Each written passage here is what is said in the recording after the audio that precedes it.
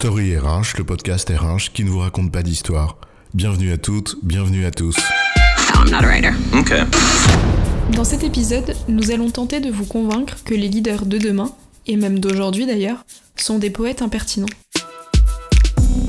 Le discours sur la transformation des organisations vers un modèle d'entreprise capable de mieux s'adapter aux contraintes de son environnement, c'est un discours qui vous aura certainement pas échappé. Et cette capacité d'adaptation repose peut-être sur un profil de leader enrichi de qualités nouvelles.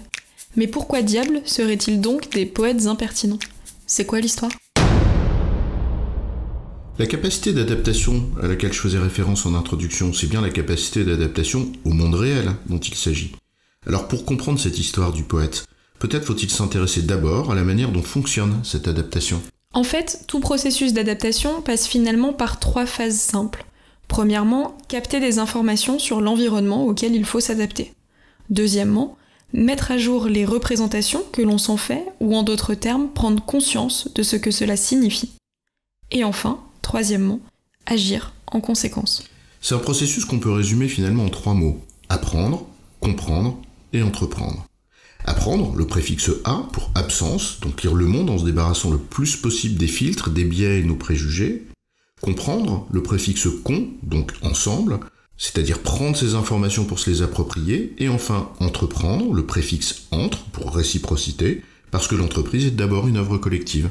Lorsque nous étions dans des environnements plus stables, plus prévisibles, dans lesquels les approches mécanistes, inspirées du taylorisme, prévalaient, le modèle de représentation était finalement donné. Les managers devaient alors, en réalité, l'appliquer tel quel. Entreprendre consistait donc à agir ensemble selon un modèle déterminé, en l'occurrence par une direction. Oui, mais quand on doit faire face à un contexte différent, dans lequel l'exigence des problèmes à résoudre rend ce déterminisme beaucoup moins efficient, alors la capacité d'adaptation du dit manager devient un facteur important. Et c'est dans cet esprit que d'aucuns appellent de leur vœu des leaders inspirants, c'est-à-dire des leaders, en d'autres termes, qui ont une vision.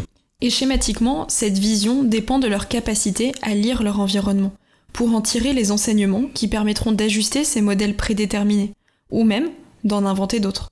Ce que certains vont appeler disruption. Et c'est précisément là que les 2 premières étapes, c'est-à-dire apprendre et comprendre, deviennent clés avant d'entreprendre. En d'autres termes, nous avons plus que jamais besoin de décideurs capables de lire les situations de la manière la plus vraie possible, de se remettre en cause pour questionner les modèles de représentation qui sont les leurs, et de faire preuve de discernement pour en tirer les enseignements pertinents.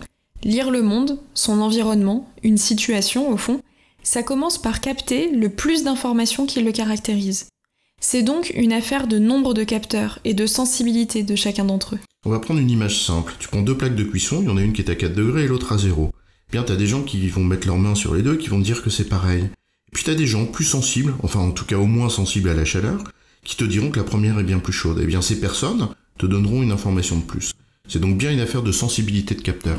Et donc plus on en a, des capteurs, en nombre, et de préférence aux différentes sensibilités, mieux on capte l'information sur le monde. D'ailleurs, si on devait trouver un argument en faveur de la diversité en entreprise, au-delà des critères légaux, eh bien c'en est un. Mais c'est un autre sujet. La sensibilité permet de capter, mais ça suffit pas. Il y a ensuite la 2e étape clé. Être capable de réviser ses jugements, ses systèmes de représentation, son système de valeurs, en fonction de ce que le monde nous donne à voir. Le doute comme principe de progrès. Et pour ça, il faut accepter de se remettre en cause. C'est un peu l'impertinence du fou du roi, au fond. L'impertinence de celui qui vous tape sur l'épaule et vous invite à vous remettre en cause. Et vous évite, d'ailleurs, si on en accepte l'augure, de s'enrouler dans des convictions que les faits invalident, et finissent par devenir des certitudes qui assèchent. Oui, mais ça fait 20 ans que je fais comme ça, y a pas de raison que ça change. Oui, mais comme je te le dis toujours, tout le problème est dans le toujours. Et donc, quoi de mieux en vérité pour incarner cette sensibilité dans le rapport au monde, et ce sens de la remise en cause, que le poète impertinent ? C'est QFD. En résumé, pour s'adapter à un monde qui change, les leaders doivent cultiver leur sensibilité, pour mieux capter les évolutions du monde qui les entoure, et une forme d'impertinence pour être capable de remettre en cause leur système de représentation.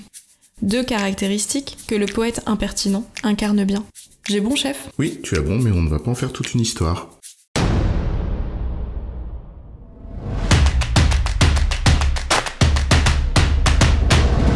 Story RH, le podcast RH qui ne vous raconte pas d'histoire. Retrouvez tous les épisodes sur storyrh.fr.